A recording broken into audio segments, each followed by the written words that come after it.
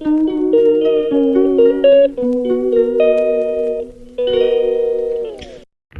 guys, welcome back to my channel and I hope you're doing okay. This is Marisa Official and I hope the good Lord has kept you safe and sound. So today I'm back with yet another video that is so close to my heart. It's on a sad note, but really an educative note, an informative note if you think about it. And that's the issue of self-medication. Self-medication, or some people might even take it as far as drug abuse, but I'll say self-medication. Things little less harmful things, or so we think, like panadol, Terramol, aspirin, over-the-counter medicines, and most of us do tend to self-medicate without even taking the time to read the effects, although they are written on it, the side and effects of those medicines. And if taken in plenty, it might result into something huge to your health. Okay, so I'm going to start with a little story time. I came to start working in the Gulf in 2000 and probably 17 or 16, around that time. So it's been a while. It's been like forever. Don't ask me why, but it's been like forever. And I had just graduated right out of school. And in Uganda, when you're a graduate student, really you don't work very much. You work your brain, but physically, I was blessed to have parents or relatives or guardians that would provide for me literally everything that I could need. So I really didn't have to use the physical strength for all my years up to when I finished graduation. Now, when I finished graduation, I had to look for greener pastures and I came here. And the first job I got was working as a housemaid. And then began the hustle.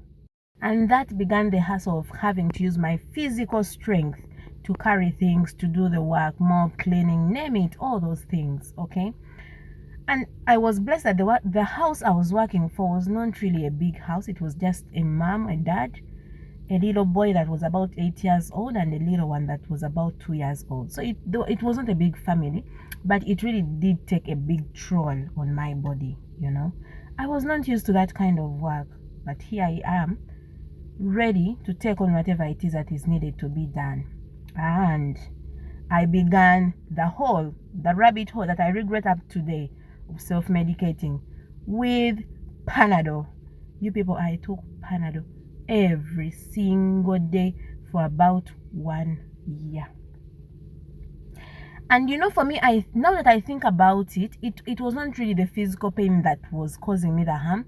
It was mental. It was kind of, now that I think about it, it was more of a mental thing. It was like a minor mini depression. You know how you've graduated and you've planned your life out. If you've been at campus, or if you've not even that, we all have plans for our life, and you plan good things. You plan to graduate, get a fancy job, get married, probably drive a car.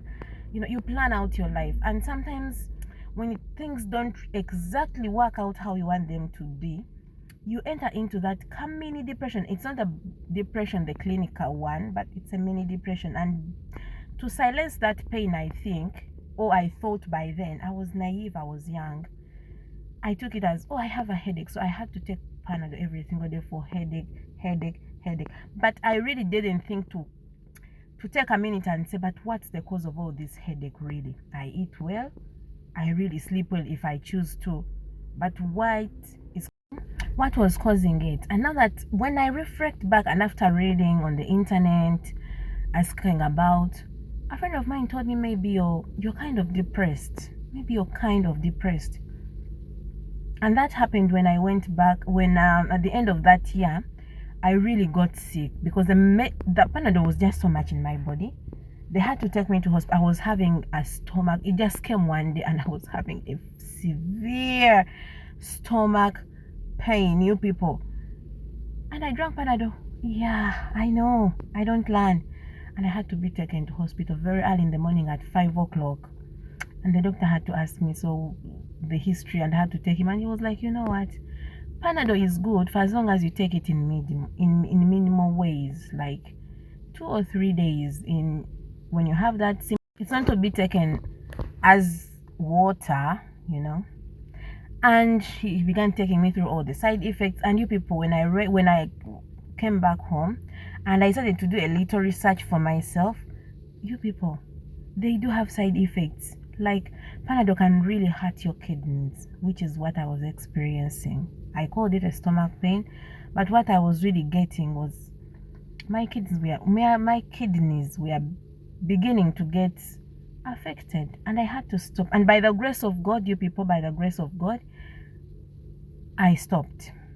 I was able to stop because by that time it was a few months for me to go back to Uganda for vacation. And when I was in Uganda, I was okay. You hang out, you talk to your family, your mind is kind of at peace, and the headaches are gone, so no need for extra panadol. And when I came back here, I knew better. So to any person out there, you people, drug abuse or self-medication is good only when under guidance by a doctor or any professional. Don't just go over to the pharmacy and say, I want this. Try to explain, I feel this, and they'll try to help you out. They'll tell you, take this for this period of time, and you'll be okay. Don't be like me. Do not take the same mistake that I did. It cost me about 900 dirhams to reverse that. So you people, that's money, and plus insurance, by the way, because my insurance was half, so it covered the extra cost, and from me I had to pay about 900 dirhams. So stay well, be blessed. Do not self-medicate. If you have pain, go to the hospital. If you feel kind of anxious, anxiety, depression, go talk to a professional, or try to, I don't know, whatever it is that flats your role. Just please don't self-medicate. Okay, so guys, that's all I had for you today. And I hope, I pray that you have learned a thing or two. Because, and this goes to my sisters in the Gulf area, because we make it as a joke every time you tell mama, I'm sick, take panadol. Madam, I'm sick, take panadol. Do take that panadol, but in minimum. If you have a headache for over 3 days and the panadol is not working, ask them to take you to the hospital. Okay, if you had bad cramps, for us the women, you can go organic. Okay, there's organic remedies for cramps and period pains.